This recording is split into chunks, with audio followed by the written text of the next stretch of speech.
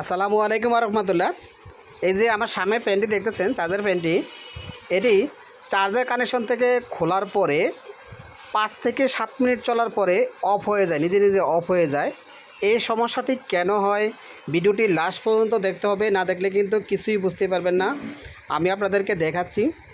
এই যে আমি ব্যাটারি খুলছি, আগে আমি পরীক্ষা করব ব্যাটারি কী অবস্থা, এরপরে আমি ধাপে ধাপে সবটা ভিডিও আপনাদেরকে অবশ্যই দেখাবো।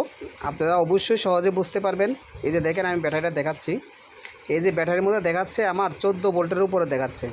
এই যে ব্যাটারিটা আমার মিটারের বাসায় বোঝা যায় যে ব্যাটারিটা ভালো আছে। এখন আমি মেপে দেখব যে ফ্যানের ভিতর থেকে চার্জের কানেকশন আসে কিনা। দেখছেন 15 ভোল্ট, 15.14 এতটুকু পর্যন্ত কারেন্ট আসতেছে ভিতর থেকে।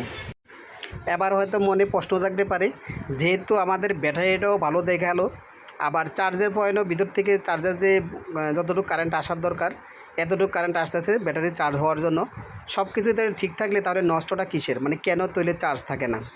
তো তার আগে আপনার কাছে ছোটো একটা রিকোয়েস্ট, আমার ভিডিওটি ভালো লেগে থাকলে অবশ্যই আমার চ্যানেলটাকে সাবস্ক্রাইব করে দেবেন আর লাইক দেবেন। আর যারা ফেসবুক থেকে দেখতেছেন আমার চ্যানেলটাকে আপনারা ফলো দিবেন আর লাইক দেবেন, কমেন্ট করে জানাবেন। আসলে অনেক সময় দেখেছি যে ব্যাটারিগুলার ভালো দেখায় মিটার ঠিকই, কিন্তু এগুলোর অ্যাম্পিয়ার থাকে না।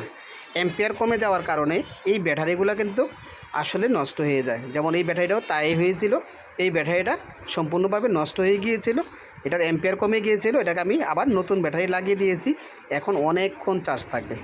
ভিডিওটি ভালো লাগলে আমি আবারও বলছি আপনাদের কাছে একটা রিকোয়েস্ট রইল, আমার চ্যানেলটাকে সাবস্ক্রাইব করে দেন। আমার নতুন চ্যানেল, আমি আপনাদেরকে চেষ্টা করব ভালো ভালো ভিডিও দেওয়ার জন্য, আপনাদের যেন উপকারে আসে এরকম কিছু ভিডিও দেওয়ার জন্য।